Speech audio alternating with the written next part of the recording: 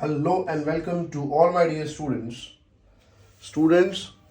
आज के इस वीडियो लेक्चर में मैं आपको बताने वाला हूं कि गुजरात बोर्ड का जो एग्ज़ाम है उसके अंदर केमिस्ट्री का जो पेपर है आपका, वो आपको सप्लीमेंट्री के अंदर थियोरी पोर्शन जो है वो कैसे लिखना है ना। वो सप्लीमेंट्री का प्रेजेंटेशन कैसा होना चाहिए, इसके बारे में आज का लेक्चर है।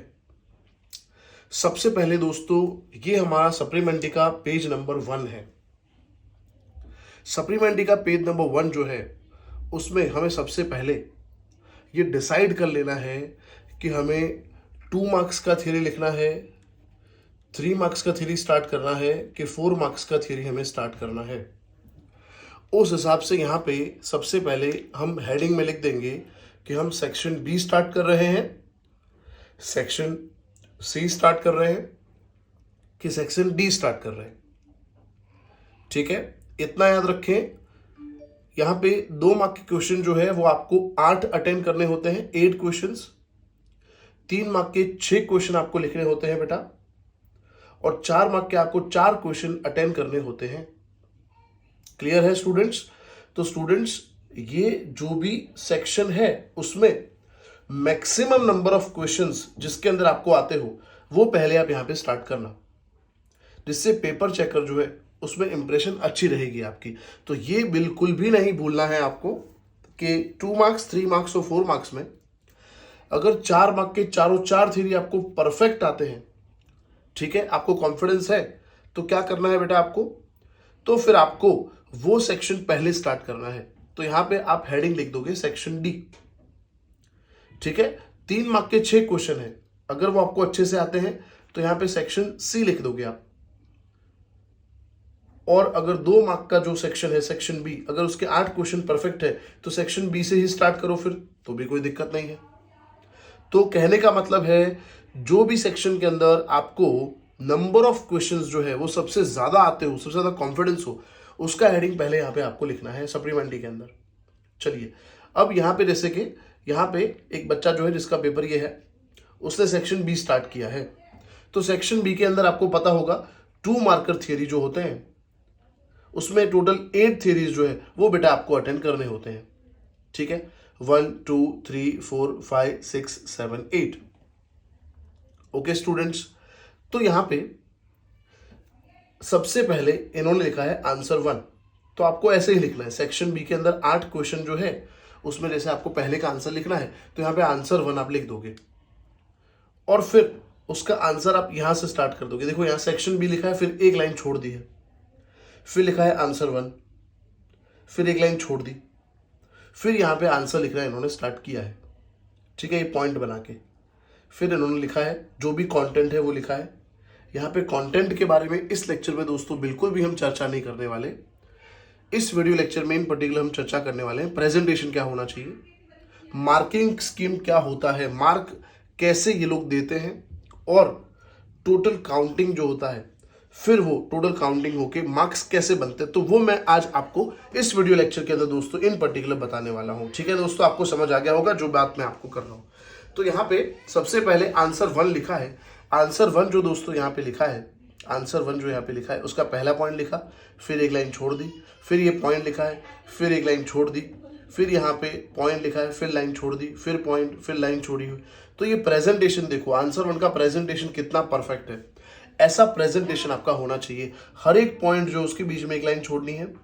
अगर वो पॉइंट में बहुत ज़्यादा लाइंस हैं या मैथ्स है कहीं, तो वो डिस्क्रिप्शन और मैथ्स के बीच में भी एक लाइन आपको छोड़ देनी है।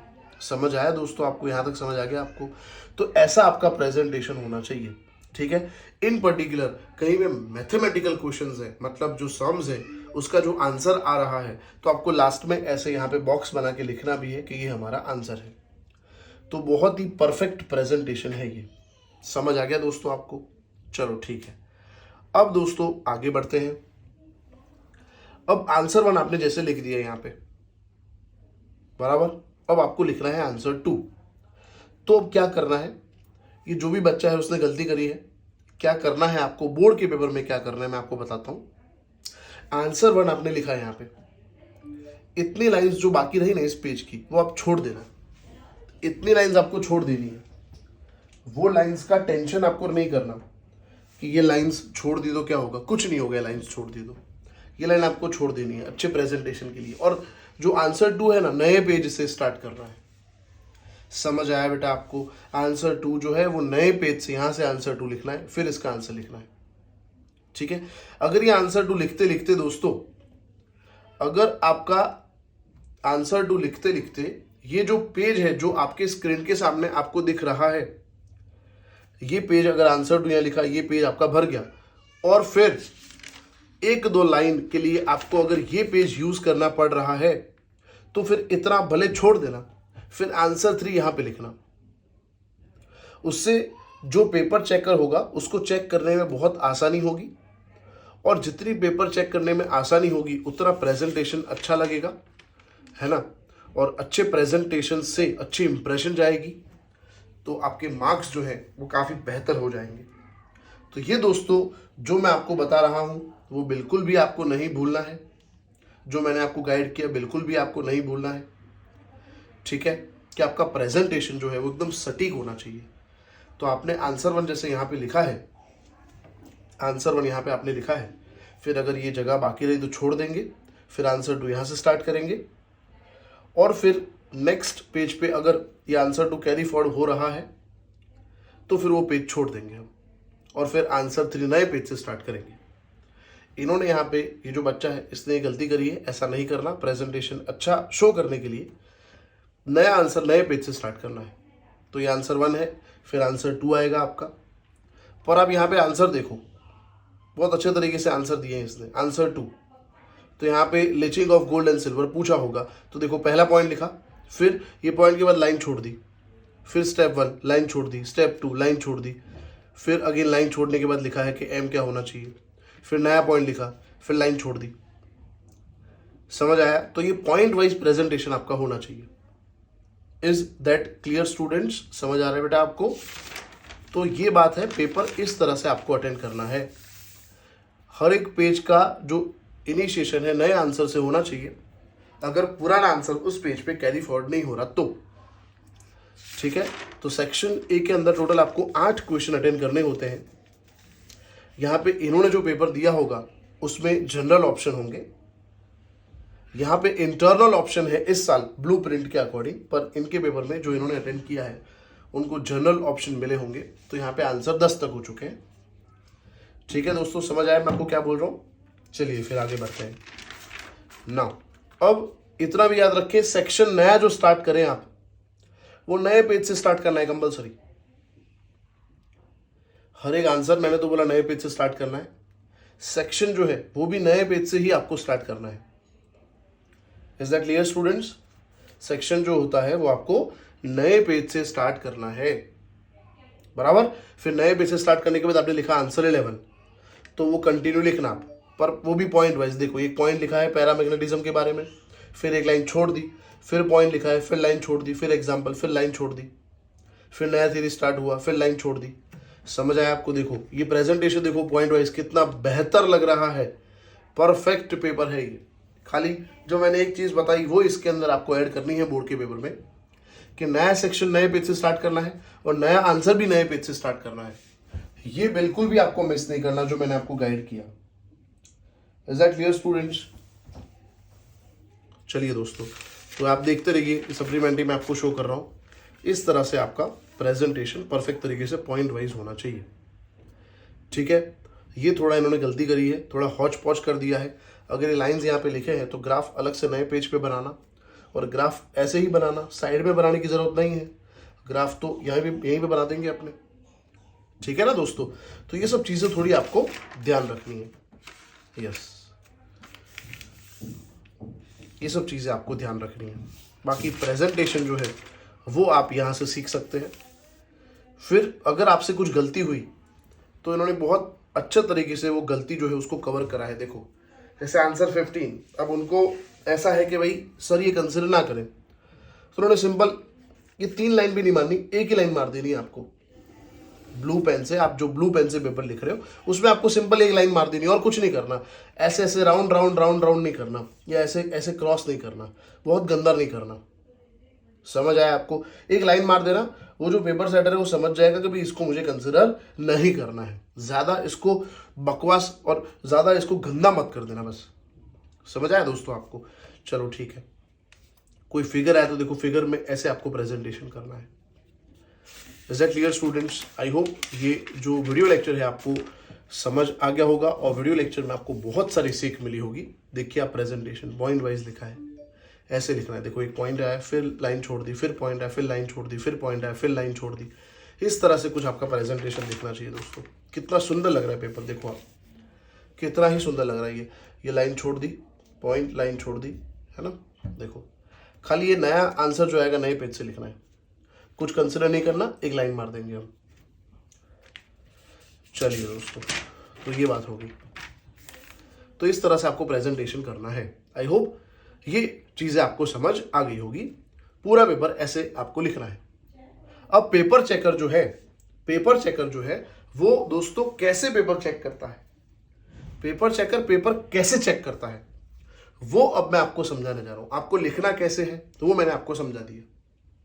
अब पेपर चेकर कैसे पेपर चेक करता है वो दोस्तों मैं आपको समझाता हूं। चलो सबसे पहले हम चले जाते हैं फ्रंट पेज पे, फर्स्ट पेज पे चले जाते हैं हम। फर्स्ट पेज पे दोस्तों यहां पे आप देख सकते हो, जैसे इन्होंने स्टार्ट किया है सेक्शन बी, ठीक है। तो जैसे आंसर 1 आपने लिखा है, अब जैसे आंसर करेक्ट है, ठीक है, तो इसके मार्क्स 2 हैं। जैसे कि सेक्शन बी में 10 क्वेश्चन है, हर एक क्वेश्चन के 2 मार्क्स हैं, तो ये 2 मार्क इनको देने हैं, तो ये यहां पे 2 लिखेंगे। समझ आया आपको?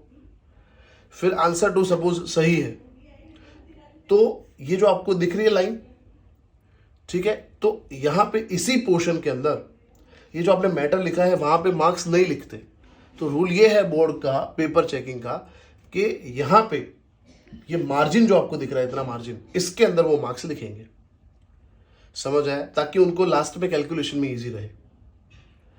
2 मार्क्स ऐसे ही पूरे सेक्शन के मार्क्स ऐसे काउंट होते रहेंगे। यहां पे लिखे इस मार्जिन में मार्क्स लिखते हैं वो लोग, ये रूल है। और मार्क्स लिखने के बाद जब कोई सेक्शन एंड होता है, ये सेक्शन एंड हो गया, तो यहां पे सपोज मैं आपको बताता हूं, से फॉर एग्जांपल यहां पे उनके पूरे मार्क्स हैं 8 क्वेश्चन, 8 क्वेश्चन सही है, तो यहां पे उनको लिखना होता है ये सेक्शन का टोटल, दैट इज 16। 2 लाइन करनी होती है और यहां पे लिखना होता है उसका टोटल, जो भी यहां पे आपके सेक्शन में मार्क्स आए वो यहां पे मेंशन करने होते हैं। ये बोर्ड का पेपर चेकिंग का मेथड होता है, ठीक है दोस्तों। यस, कहीं पे जैसे यहां पे, तो जैसे मैंने आगे आपको बताया वीडियो लेक्चर में, इन्होंने तो क्या करा है कि जनरल ऑप्शन दिए हैं, पर बोर्ड में क्या होगा, इंटरनल ऑप्शन होगा। तो आपने दोनों क्वेश्चन के आंसर लिखे हैं, तो जैसे आंसर 8 और ये भी आंसर 8 है, ये भी सही है और ये भी सही है, तो इसके 2 मार्क्स आ रहे होंगे और इसके भी 2 मार्क्स आ रहे होंगे, तो इसके 2 मार्क्स ऐसे राउंड करे होंगे। तो जब पेपर चेकिंग में आंसर 8 और आंसर 8 हो सपोज, और दोनों आंसर सही हो, तो दोनों के मार्क्स थोड़ी कंसिडर होंगे, तो एक के मार्क्स को ऐसे राउंड किया होगा। दोनों के मार्क्स अलग अलग हो तो जिसके मार्क्स ज्यादा हो वो कंसिडर होगा, जिसके मार्क्स कम है वो कंसिडर नहीं होगा। समझ आया? हर एक सेक्शन में ऐसे टोटल होगा और हर एक सेक्शन में यहां पे लिखा जाएगा ऊपर 1 2 3 4 5 6 ऐसे लिखा जाएगा, 7 8 ऐसे लिखा जाएगा। फिर हर एक क्वेश्चन के जो मार्क्स है वो यहां पे लिखे जाएंगे और फिर यहां पे उसका टोटल लिखा जाएगा। जैसे 8 मार्क्स है इसके, ऐसे लिखा जाएगा यहाँ पे, ओनली 08 लिखा जाएगा, राउंड नहीं किया जाएगा, ओनली 08 लिखा जाएगा यहाँ पे। तो इस तरह से होता है। फिर बाहर मेन पेज पे वो तीनों सेक्शन लिखते हैं मार्क्स और उसका टोटल होता है वर्ड्स में और फाइनल नंबर में, और वो मार्क्स आपके फिर काउंट होते हैं। ठीक है दोस्तों, तो इस तरह से पेपर लिखते हैं और पेपर ऐसे चेक होता है। ये वीडियो लेक्चर दोस्तों आपको समझ आ गया होगा। कमेंट करके लिखें वीडियो लेक्चर कितना आपको यूजफुल रहा, कमेंट जरूर करें। चैनल पे नए हैं तो प्लीज चैनल को दोस्तों आप सब्सक्राइब कर लो जल्दी फटाफट, और आपके फ्रेंड्स तक इस वीडियो को पहुंचा दो ताकि उनको भी पेपर लिखने में बहुत ईजी रहे, बहुत आसानी रहे।